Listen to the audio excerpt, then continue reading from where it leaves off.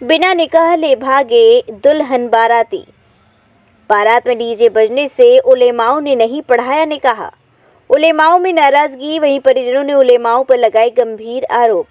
मौलानाओं द्वारा जारी किए गए फरमान के बाद लड़की के परिजनों ने मौलाना से मांगी थी माफ़ी। परिजनों का आरोप, मौलाना ने माफ़ी मांगने के बाद भी नहीं पढ़ाया निकाह। बारात के दौरान मौलाना द्वारा निकाह न पढ़ने के बयान के बाद बारातियों में मचा था हड़कंप। बिन भोजन किए ही लौट गए थे आधे बाराती, जिससे हुआ उनका काफ़ी नुकसान। परिजनों का आरोप है कि हमारा काफ़ी नुकसान हुआ है। उन्होंने तौबा कराने के बाद 11-11 हज़ार रुपये की डिमांड की थी। पैसा नहीं दिए तो कहा जाओ किसी दूसरे से निकाह पढ़वा लो। मौलानाओं का कहना है कि जब पहले ही डीजे व नाच गाने पर रोक लगी थी तो उसके बावजूद भी बारात में क्यों लाए डीजे। जगदीशपुर कोतवाली क्षेत्र के हरिमऊ गांव का है ये पूरा मामला। क्या नाम है आपका? मोहम्मद शरीफ। मोहम्मद शरीफ जी, ये बताइए, कल आपके यहाँ आपकी लड़की की बारात आई थी, बिना निकाह के बारात वापस चली गई, क्या है पूरा मामला? ये हाफिज मौलाना लोग पिचाल की है। कैसा पिचाल क्या हम हाफिज मौलाना लगे गए थे कि निकाह पढ़ना है हजरत, कहीं बाज आएगा तो हम निकाह नहीं पढ़ेंगे।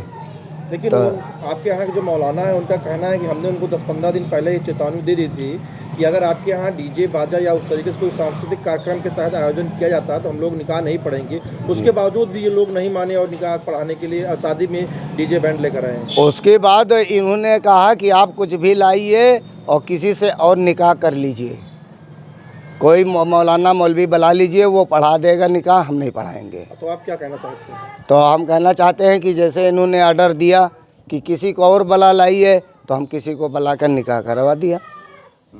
लेकिन ये भी तो आरोप लग रहा है कि आपके यहाँ जो आपकी लड़की थी बिना निकाह पढ़ाई उसको बारात चली गई लेकर, तो उसको हाफिज लोग भेजा ही नहीं, हमसे तौबा करवाई न। तौबा करवाने के बाद कहते हैं कि 11,000 आप दीजिए, 11,000 हुए दिए। उसके बाद हम निकाह पढ़ तो कहा 11,000 पर तौबा हुआ थे। इस्लाम कानून यही बताया है कि रुपया लेके तौबा करा जाए। हमें द्वारे आए कि हमारा बेइज्जती की हिन, ये 4 जने काहे बेइज्जती की हिन। हमारी लड़की बगैर निकाह के रुखसत हुई है। और आदमी जो है कम से कम 300 बाराती आए थे, सब बगैर खाए चले हो गए हमारे दरवाजे से। हमारा खाना धरा है, उसको हाफिज मौलाना हमारा नुकसान देंगे सब। तो आप अपने समुदाय से क्या कहना चाहते हैं? हम समुदाय से ये कहना चाहते हैं कि हमारी लड़की की निकाह इन्होंने नहीं पढ़ा, हम इनको जीवन में कभी बुलाएंगे नहीं। लेकिन वो लोग तो कह रहे हैं कि इस पे कुछ जुर्म लोगों के ऊपर जो ये इस तरीके से काम किए थे चेतावनी देने के बावजूद भी इन पे जो आरोप लगे इसका जुर्माना इनको भुगतना पड़ेगा। तब इन्होंने क्यों कहा हाफिज जी कि आप दूसरे को बुलाकर निकाह कर लीजिए, हम नहीं पढ़ेंगे। सर क्या नाम है आपका?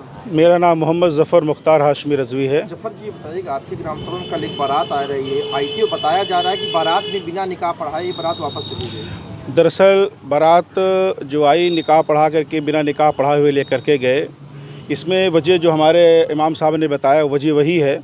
और दरअसल ये धोखा है। धोखा इस तरीके का है कि देखिए, शरीयत में जो चीज़ को मना किया गया उस पर अमल करना चाहिए। हमारे शरीयत में जो उसूल है कौम और समाज की भला के लिए है, ना कि किसी पर जुल्म है। ये जो फजूल अखराजात होते हैं इन पर पूरी तरह से पाबंदी लगनी चाहिए। इसके लिए हम पूरी तरह से मुत्तफ़िक़ हैं।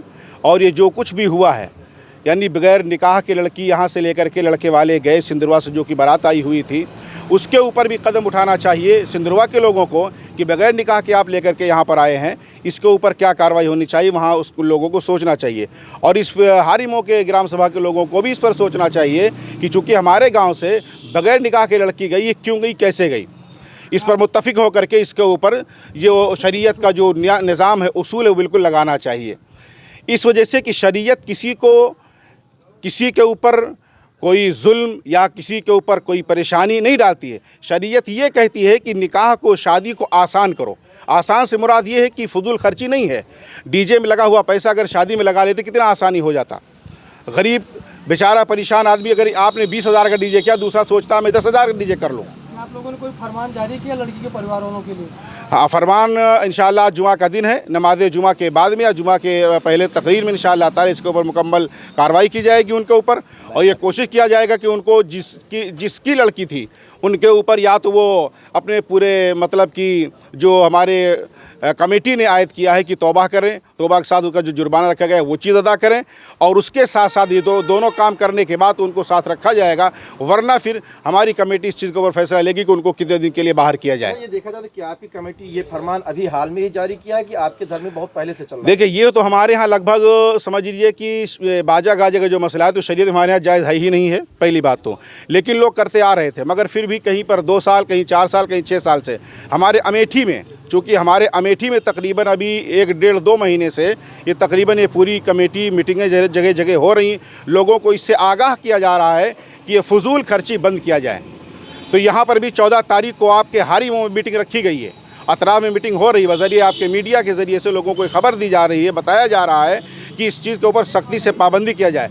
कहीं पर नरमी के साथ में अमल के लिए लोगों को उजागर किया जाता है, कहीं पर सख्ती दी जाती है। तो क्या इस तरीके से कदम आपके हारीमों से उठाए गए हैं कि इसके पहले अन्य कई जगहों पर नहीं हो गए? अल्हम्दुलिल्लाह कानपुर वगैरह में इस पर अमल किया जा रहा है, राजस्थान के मुतफर्रिक शहरों में अमल किया जा रहा है, आप जाके वहाँ पता करें। अल्हम्दुलिल्लाह मीडिया ज़रिए पता होगा कि कानपुर में करीब 3-4 सालों से इस पर अमल है।